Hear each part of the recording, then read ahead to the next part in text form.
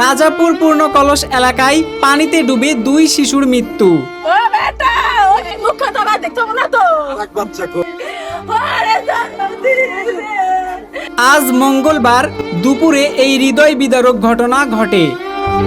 নাটোর জেলার বড়াইগ্রাম উপজেলার রাজাপুর ইউনিয়নের পূর্ণ কলস এলাকায় পুকুরের পানিতে ডুবে 2 শিশুর মৃত্যু ঘটায় পুরো এলাকায় নেমে এসেছে শোকের ছায়া। নিহত শিশুদের একজন মিন্টু হাওলাদারের ছেলে আরাফাত হোসেন, অপরজন রাজু আহমেদের ছেলে নূর মোহাম্মদ। 2 জনের বয়সী আনুমানিক 10 থেকে 11 বছর। তারা একই এলাকার বাসিন্দা ছিল, সব সময় একই সাথে খেলাধুলা করত।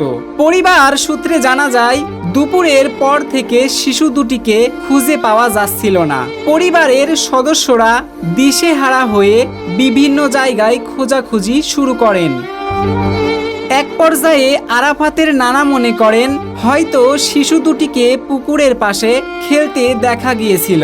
এরপর সন্দেহের ভিত্তিতে পুকুর পাড়ে এলে দেখা যায় 2টি স্যান্ডেল ও একটি প্যান্ট পড়ে রয়েছে।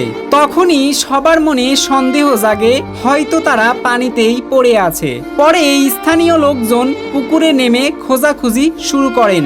একসময় পানির নিচে পাকের মধ্যে কাছাকাছি অবস্থায় 2 শিশুকে উদ্ধার করা হয়। কিন্তু উপরে তোলার পরেই সবাই বুঝতে পারেন পৃথিবী থেকে চিরবিদায় নিয়েছে ছোট্ট 2টি প্রাণ। স্থানীয়দের ধারণা, খেলাধুলা করতে করতে গরম লাগায় হয়তো শিশুরা পুকুরে নেমেছিল।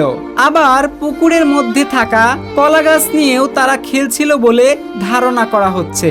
এলাকাবাসী আরও জানান, পুকুরটি আকারে ছোট হলেও এর গভীর অনেক ছিল। আনুমানিক 7 থেকে 8 ফুট পর্যন্ত এর গভীরতা।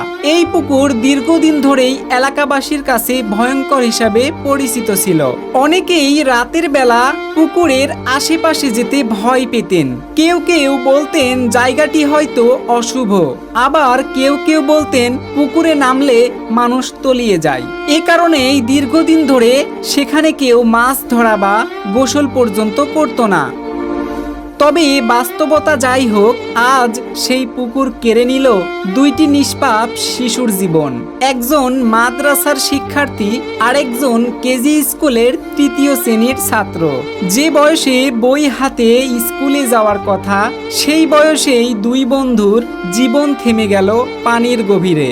এখন হয়তো সেই পরিবারগুলো আর কোনোদিন শুনতে পাবে না সন্তানের আবদার, খুনসুটি কিংবা মা বলে ডাকা সেই ছোট্ট কণ্ঠস্বর। মুহূর্তেই নিভে গেল 2টি পরিবারের স্বপ্ন, মুছে গেল 2 শিশুর ছোট্ট জীবন। আমরা মহান আল্লাহর কাছে প্রার্থনা করি, ছোট্ট এই 2 শিশুকে মহান আল্লাহ তাআলা যেন জান্নাতের উচ্চ মাকাম দান করেন। এই শোকাহত পরিবারকে এমন সন্তানহারা কষ্ট সহ্য করার শক্তি দেন। সবার কাছে অনুরোধ, শিশুদের একা পুকুর বা জলাশয়ের পাশে যেতে দিবেন না। সামান্য অসতর্কতায় কেড়ে নিতে পারে একটি প্রাণ। মোহাম্মদ আকাশ ইসলাম, লোকাল নিউজ, বাংলাদেশ।